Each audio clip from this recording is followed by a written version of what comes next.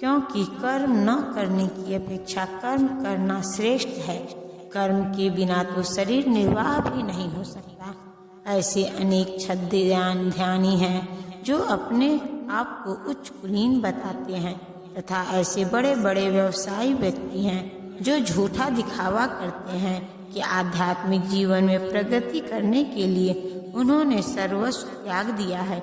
श्री कृष्ण यह नहीं चाहते थे कि अर्जुन मिथ्याचारी बने, अपितु वे चाहते थे कि अर्जुन क्षत्रियों के लिए निर्दिष्ट धर्म का पालन करे। अर्जुन गृहस्थ था और एक सेना नायक था, अतः उसके लिए श्रेयस्कर था कि वह उसी रूप में गृहस्थ क्षत्रिय के लिए निर्दिष्ट धार्मिक कर्तव्यों का पालन करे। ऐसे कार्यों से संसारी मनुष्य का हृदय क्रमशः विमल हो जाता है और वह भौतिक कलमश से मुक्त हो जाता है। देह निर्वाह के लिए किए गए तथा कथित त्याग का अनुमोदन न तो भगवान करते हैं और न कोई धर्म शास्त्र ही। आखिर देह निर्वाह के लिए कुछ न कुछ करना होता है। भौतिकवादी वासनाओं की शुद्धि के बिना कर्म का मनमाने ढंग से त्याग करना ठीक नहीं। इस जगत का प्रत्येक व्यक्ति निश्चय ही प्रकृति पर प्रभुत्व जताने के लिए अर्थात इंद्रिय तृप्ति के लिए मलिन प्रवृत्ति से ग्रस्त रहता है।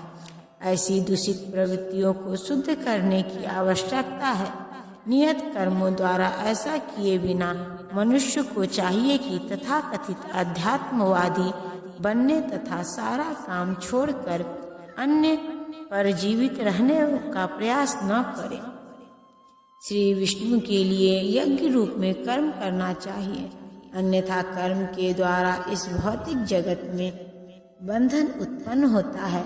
अतः हे कुंती पुत्र, उनकी प्रसन्नता के लिए अपने नियत कर्म करो। इस तरह तुम भव बंधन से सदा मुक्त रहोगे। चूँकि मनुष्य को शरीर के निर्वाह के लिए भी कर्म करना होता है, अतः विशिष्ट सामाजिक स्थिति तथा गुण को ध्यान में रखकर नियत कर्म इस तरह बनाए गए हैं कि उस उद्देश्य की पूर्ति हो सके। यज्ञ का अर्थ भगवान विष्णु है। सारे यज्ञ भगवान विष्णु की प्रसन्नता के लिए है। वेदों का आदेश है यज्ञो व विष्णु। दूसरे शब्दों में चाहे कोई निर्दिष्ट यज्ञ संपन्न करे या प्रत्यक्ष रूप से भगवान विष्णु की सेवा करे, दोनों से एक ही प्रयोजन सिद्ध होता है। अतः जैसा कि इस श्लोक में संतुष्ट किया गया है, कृष्ण भावनामृत यज्ञ ही है। वर्णाश्रम धर्म का भी उद्देश्य भगवान विष्णु को प्रसन्न करना है। अतः भगवान विष्णु की प्रसन्नता के लिए कर्म करना चाहिए। इस जगत में किए जाने वाला अन्य कोई कर्म बंधन का कारण होगा, क्योंकि अच्छे तथा बुरे कर्मों के फल होते हैं और कोई भी फल कर्म करने वाले को बांध लेता है। अतः कृष्ण को प्रसन्न करने के लिए कृष्ण भावना भावित होना होगा, और जब कोई ऐसा कर्म करता है तो वह मुक्त दशा को प्राप्त रहता है। यही महान कर्म कौशल है, और प्रारंभ में इस विधि में अत्यंत कुशल मार्गदर्शन की आवश्यकता होती है। अतः भगवत भक्त के निर्देशन में या साक्षात भगवान कृष्ण के प्रत्यक्ष आदेश के अंतर्गत जिनके अधीन अर्जुन को कर्म करने का अवसर मिला था, मनुष्य को परिश्रम पूर्वक कर्म करना चाहिए। इंद्रिय तृप्ति के लिए कुछ भी नहीं किया जाना चाहिए, अपितु हर कार्य कृष्ण की प्रसन्नता के लिए होना चाहिए। इस विधि से न केवल कर्म के बंधन से बचा जा सकता है, अपितु इससे मनुष्य को क्रमशः भगवान की वह प्रेमा भक्ति प्राप्त हो सकेगी जो भगवत धाम को ले जाने वाली है।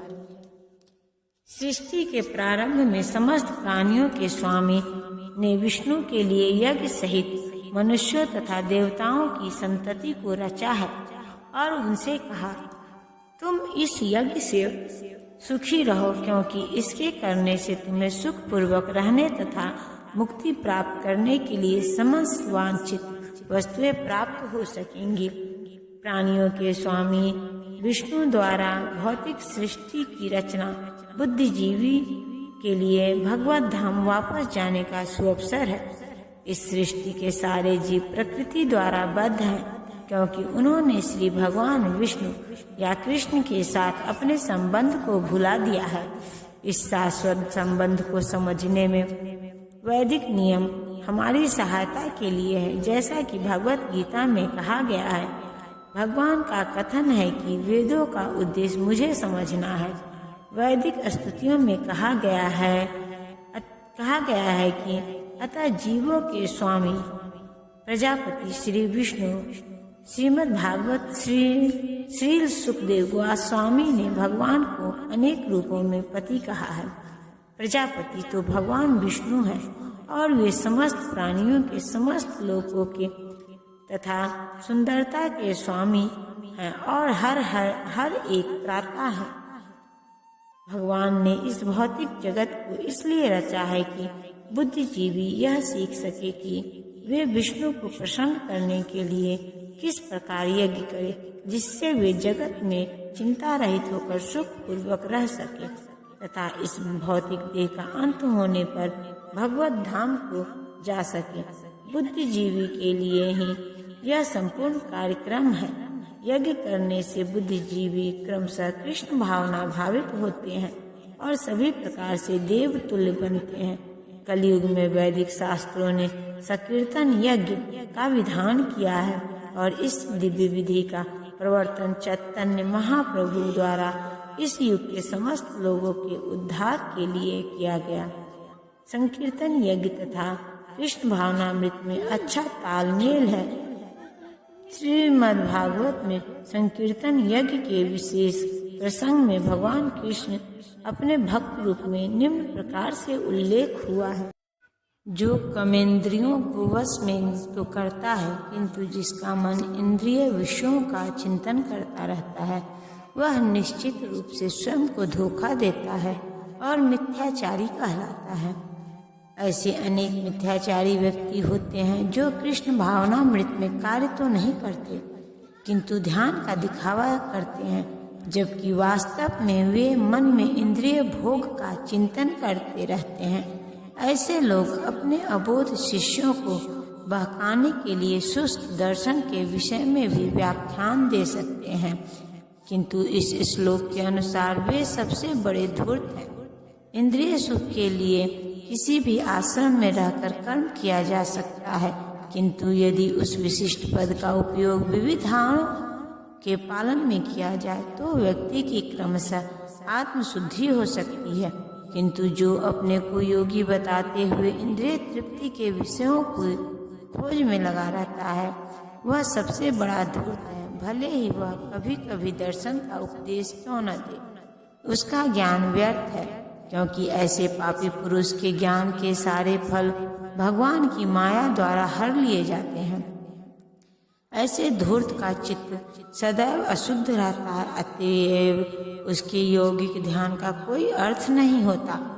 दूसरी ओर यदि कोई निष्ठावान व्यक्ति अपने मन के द्वारा कर्मेंद्रियों को वश में करने का प्रयत्न करता है और बिना किसी आसक्ति के कर्म योग में कृष्ण भावनामृत में प्रारंभ करता है, तो वह अति उत्कृष्ट है। लंपट जीवन और इंद्रिय सुख के लिए छंद योगी का मिथ्या वेश धारण करने की अपेक्षा अपने कर्म में लगे रहकर जीवन लक्ष्य को, जो भव बंधन से मुक्त होकर भगवत धाम को जाना है, प्राप्त करने के लिए कर्म करते रहना अधिक श्रेयस्कर है। प्रमुख स्वार्थ प्रति जो विष्णु के पास है, संपूर्ण वर्णाश्रम धर्म का उद्देश्य है। इसी जीवन लक्ष्य की प्राप्ति है। एक गृहस्थ भी कृष्ण भावनामृत में नियमित सेवा करके इस लक्ष्य तक पहुंच सकता है। आत्म साक्षात्कार के लिए मनुष्य शास्त्रोनुमोदित संयमित जीवन बिता सकता है और अनासक्त भाव से अपना कार्य करता रह सकता है। इस प्रकार वह प्रगति कर सकता है। जो निष्ठावान व्यक्ति इस विधि का पालन करता है, वह उस पाखंडी धूर्त से कहीं श्रेष्ठ है जो अबोध जनता को ठगने के लिए दिखावटी आध्यात्मिकता का जामा धारण करता है। जीविका के लिए ध्यान धरने वाले प्रवंचक ध्यानी की अपेक्षा सड़क पर झाड़ू लगाने वाले निष्ठावान व्यक्ति कहीं अच्छा है। अपना नियत कर्म करो, क्योंकि न